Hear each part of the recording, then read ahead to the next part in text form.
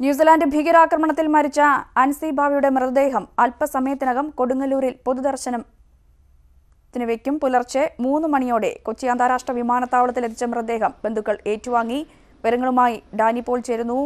Dani, പൊതുദർശനം ആരംഭിച്ചോ? ഖബറടക്കം ഉൾപ്പെടെയുള്ള കാര്യങ്ങളിൽ തീരുമാനമായിട്ടുണ്ടോ?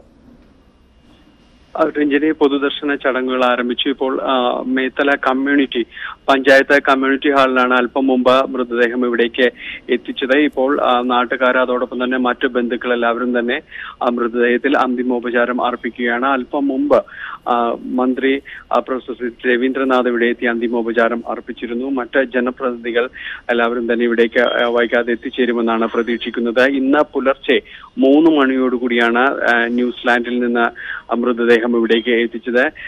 അൻസി ബാവയുടെ ഭർത്താവ് അബ്ദുൽ നാസർ മൃതദേഹത്തെ അനുഗമിച്ചിരുന്നു. ഇരുവരും ന്യൂസിലാൻഡിലെ ക്രൈസ്റ്റ് നഗർ പള്ളിയിൽ നിസ്കാര ചടങ്ങുകൾക്ക് വേണ്ടി എത്തുമ്പോഴായിരുന്നു ഭീകരാക്രമണം ഉണ്ടായത്. ഭർത്താവ് അത്ഭുതകരമായാണ് ഇതിൽ നിന്ന് രക്ഷപ്പെട്ടത്. തുടർന്ന് ഇവിടേക്ക് ദിവസങ്ങൾക്ക് ശേഷമാണ് ഇപ്പോൾ മൃതദേഹം വീട്ടിലേക്ക് എത്തിക്കുന്നത്. രാവിലെ ജനപ്രതിനിധികളും മറ്റ് ബന്ധുക്കളും ചേർന്നാണ് മൃതദേഹം ഏറ്റുവാങ്ങിയത്. സംസ്കാര ചടങ്ങുകൾ നിശ്ചയിച്ചിരിക്കുന്നത് സമീപത്തുള്ള ചേരമാൻ ജുമാ മസ്ജിദിലാണ്.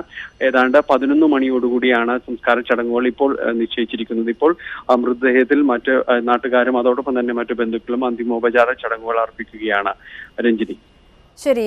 ന്യൂസിലാൻഡിൽ ഭീകരാക്രമണത്തിൽ കൊല്ലപ്പെട്ട അൻസിയുടെ മൃതദേഹം കൊടുങ്ങല്ലൂരിൽ എത്തിച്ചു. 11 മണിയോടെയാണ് ഖബറടക്കം. വിശദാംശങ്ങളാണ് ഡാനി പോൾ കൊടുങ്ങല്ലൂരിൽ നിന്നും നൽകിയത്.